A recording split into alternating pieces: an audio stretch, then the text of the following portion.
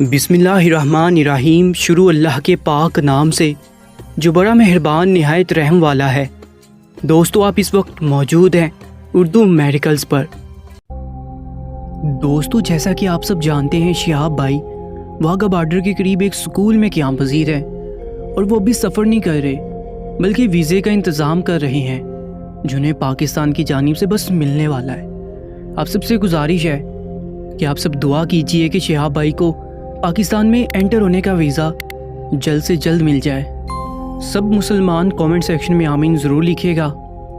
آج ہم بات کریں گے شہاب بھائی کی ذاتی زندگی پر کہ شہاب بھائی کا رہن سہن کیسا ہے، وہ کہاں سے تعلق رکھتے ہیں اور انہوں نے پیدل حج کرنے کا ارادہ کیوں کیا، ایسی کیا وجہ تھی جو انہیں اس سفر پر کھینچ لائی۔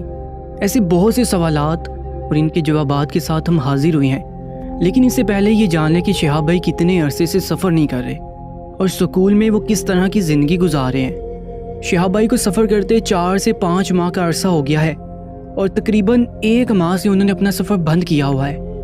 وجہ پاکستانی ویزے میں تاخیر ہے۔ شہاب بھائی نے اب تک 3000 کلومیٹر سے اوپر کا سفر طے کر لیا ہے اور آگے کا سفر بھی وہ اسی پرجوشی کے ساتھ طے کرنے کے لیے تیار ہیں۔ شہاب بھائی بارڈر کے قریب جس سکول میں ٹھہرے ہیں وہاں کے پرنسپل مسلمان ہیں۔ انہوں نے شہاب بھائی کو تہہ دل سے اپنا مہمان بنایا ہوا ہے، بلکہ وہ اس بات کو اپنے لیے اعزاز سمجھتے ہیں کہ شہاب بھائی ان کے پاس قیام پذیر ہے۔ روز سینکڑوں کی تعداد میں لوگ شہاب بھائی سے ملنے آتے ہیں، میڈیا والے ان کا انٹرویو کرتے ہیں اور روز پورا ملک بلکہ پاکستان کی عوام بھی ان کے پل پل کی رپورٹ کے لیے بےتاب رہتی ہے۔ دن بہ دن لوگ ان کے فین ہوتے جا رہے ہیں، ان کے چاہنے والوں کی تعداد میں ہر پل اضافہ ہو رہا ہے۔ لوگ ان کی ذاتی زندگی کے بارے میں جاننے کے لیے بے چین رہتے ہیں۔ چنانچہ آج ہم شہاب بھائی کی زندگی کے بارے میں بتانے والے ہیں، لیکن اس سے پہلے یہ جان لیں کہ شہاب بھائی نے پیدل حج کا سفر کیوں شروع کیا۔ آپ سب جانتے ہیں شہاب بھائی کا تعلق کیرلا سے ہے۔ آج سے سالوں پہلے کی بات ہے کہ کیرلا کا ایک مسلمان پیدل حج کے سفر پر نکلا۔ وہ آدمی پرانے زمانے کے لوگوں کی طرح اور چاند ستاروں کو دیکھ کر سمتوں کا تعین کرتے سفر پر نکلا تھا۔ وہ انڈیا سے پاکستان پہنچ گیا۔ اس آدمی کے پاس سامان تھا اور پیسے بھی تھے، لیکن چاند کی سیدھ میں جا کر بھی وہ سعودیہ نہیں پہنچ پایا۔ اس آدمی کو بہت افسوس تھا، لیکن راستے میں اس کا سارا سامان اور مال لٹ گیا، گم ہو گیا تھا یا کسی نے چرا لیا۔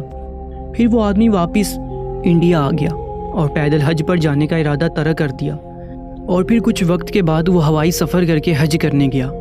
اس وقت نہ گوگل میپ تھا اور نہ ایسی سہولتیں جو انہیں راستہ بتانے میں مدد کرتی، بلکہ اس وقت لوگ جانتے بھی نہیں تھے کہ کوئی پیدل حج پر جا رہا ہے۔ جب یہ واقعہ پیش آیا، شہاب بھائی اس وقت بچے تھے۔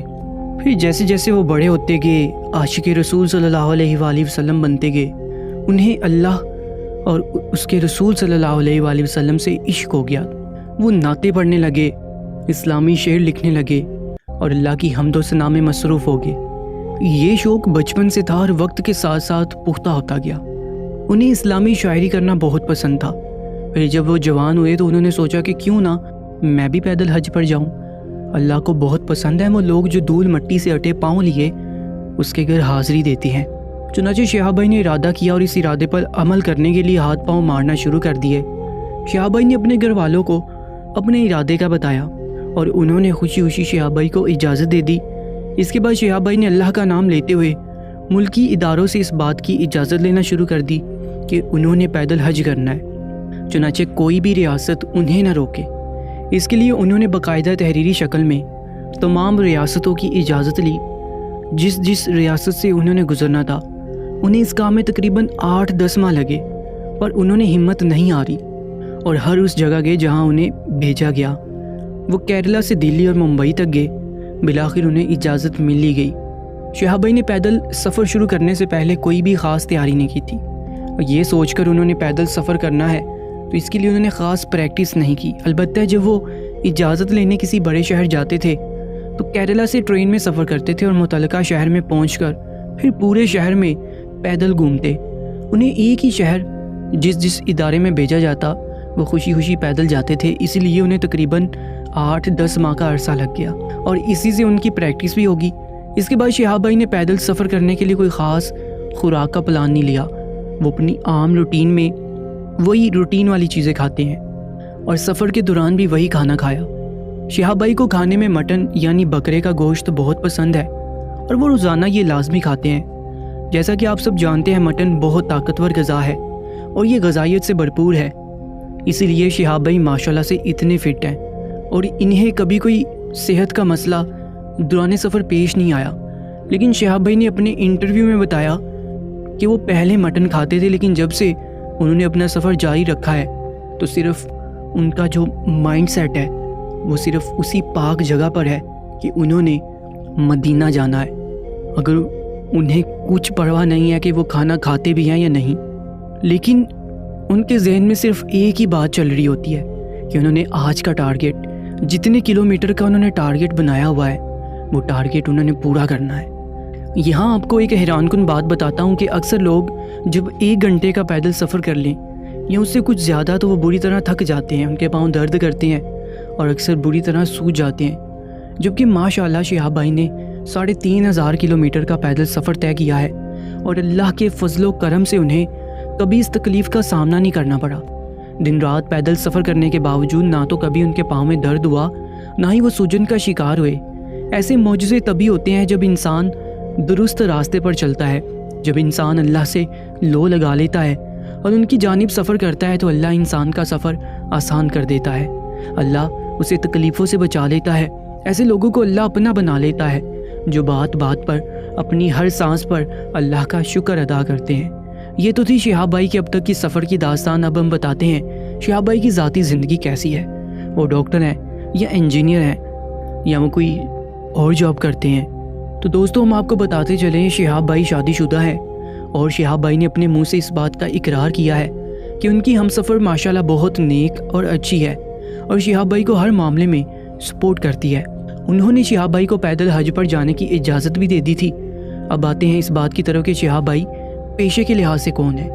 دوستو شہاب بھائی ایک پڑھے لکھے انسان ہیں، انہیں ہندی کی جگہ انگلش اچھی آتی ہے، لیکن وہ نہ تو ڈاکٹر ہیں، نہ انجینئر اور نہ ہی کوئی بڑے بزنس مین، بلکہ شہاب بھائی چھوٹا سا بزنس کرتے ہیں جو انہوں نے کچھ ٹائم پہلے ہی شروع کیا ہے۔ شہاب بھائی نے اپنے دوستوں کے ساتھ مل کر سپر مارکیٹ بنائی جس میں وہ برابر کے حصے دار ہیں۔ البتہ ابھی چونکہ کام نیا شروع کیا تھا تو شہاب بھائی نے خود بتایا کہ انہیں ابھی منافع نہیں ملتا، بلکہ ہر ماہ کھانے پینے کا سارا سامان اسی مارکیٹ سے آتا ہے۔ ایسے لوگ بھی ہوتے ہیں جو جتنا اللہ نے دیا اس پر شکر ادا کرتے ہیں، خوش رہتے ہیں، جنہیں زیادہ کی طلب نہیں ہوتی اور جس مقصد کے لیے دنیا میں آئے ہیں اسے پورا کرتے ہیں۔ شہاب بھائی کا تعارف ایسے لوگوں میں ہی ہوتا ہے۔ دوستو یہ سب باتیں شہاب بھائی نے ایک ایسی لڑکی سے کہیں جو ان سے ملنے سکول آئی تھی۔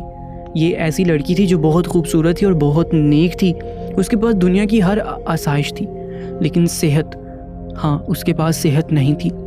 وہ لڑکی کینسر کی مریضہ تھی جسے ڈاکٹروں نے کچھ مہینوں کا وقت دیا تھا۔ وہ لڑکی شہاب بھائی کو دیکھتے ہی رو پڑی۔ وہ لڑکی مسلمان نہیں بلکہ ہندو تھی، اس نے ہر جگہ سے اپنا علاج کروایا تھا، ہر بڑے ہاسپٹل میں وہ گئی تھی، اس نے ہندوستان کے سارے مندروں پر حاضری لگائی تھی، لیکن وہ اس بیماری سے نجات نہ پا سکی۔ تھک ہار کر وہ زندگی سے نا امید ہوگی اور اس نے یہ مان لیا تھا کہ وہ بس کچھ مہینوں میں مر جائے گی۔ البتہ جب سے اس نے شہاب بھائی کے بارے میں سنا تھا، اس کی شدید خواہش تھی کہ کسی طرح اس کی شہاب بھائی سے ملاقات ہو جائے، اور آج وہ دن آ گیا تھا۔ شہاب بھائی اس کے سامنے بیٹھے اپنی زندگی کی کہانی سنا رہے تھے، جبکہ وہ لڑکی نم آنکھوں سے سن رہی تھی، وہ رو رہی تھی، اس کی شاید آخری خواہش پوری ہوگی تھی۔ شہاب بھائی نے اس کے سر پر ہاتھ رکھتے ہوئے کہا کہ جس دنیا میں آیا ہے اس نے واپس بھی جانا ہے۔ انسان پیدا ہی مرنے کے لیے ہوتا ہے، لیکن اللہ نے زندگی جینے کا حکم دیا ہے۔ اپنی زندگی کو اچھے سے گزارو اور زندگی کا ایک مقصد بناؤ۔ جب تک زندگی کا کوئی مقصد نہیں ہوگا زندگی فضول ہے۔ اور دوسری بات یہ ہے کہ جب انسان اپنے جینے کی خواہش چھوڑ دیتا ہے تو موت آسانی سے اس پر قبضہ کر لیتی ہے۔ جتنی زندگی ہے اسے لڑتے اور جیتتے گزارنی چاہیے۔ نا امید کبھی نہیں ہونا چاہیے، مایوسی انسان کو کھا جاتی ہے، ہمیشہ اچھے کی امید کرنی چاہیے۔ شہاب بھائی کی یہ ساری باتیں سن کر اس مریض لڑکی کو اپنے اندر کچھ بدلتا ہوا محسوس ہوا۔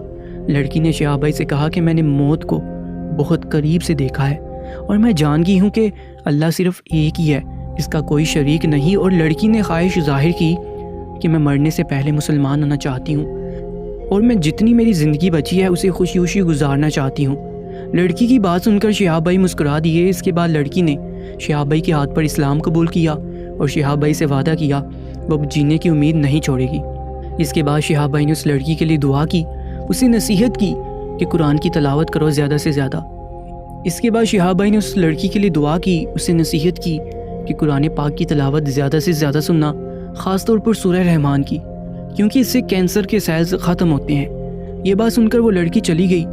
جاتے وقت وہ بہت خوش تھی۔ پھر اس نے 2 ہفتے بعد شہاب بھائی سے رابطہ کیا، بتایا کہ میں آہستہ آہستہ ٹھیک ہو رہی ہوں، میں اپنے اندر بہت سی تبدیلیاں محسوس کر رہی ہوں، میں مسلمان ہو کر بہت خوش ہوں، یوں لگتا ہے جیسے مجھے میری منزل مل گئی ہے۔ شہاب بھائی نے مسکراتے ہوئے اس کی باتیں سنی اور اللہ پاک کا شکر ادا کیا جس نے شہاب بھائی کو اس قابل بنایا۔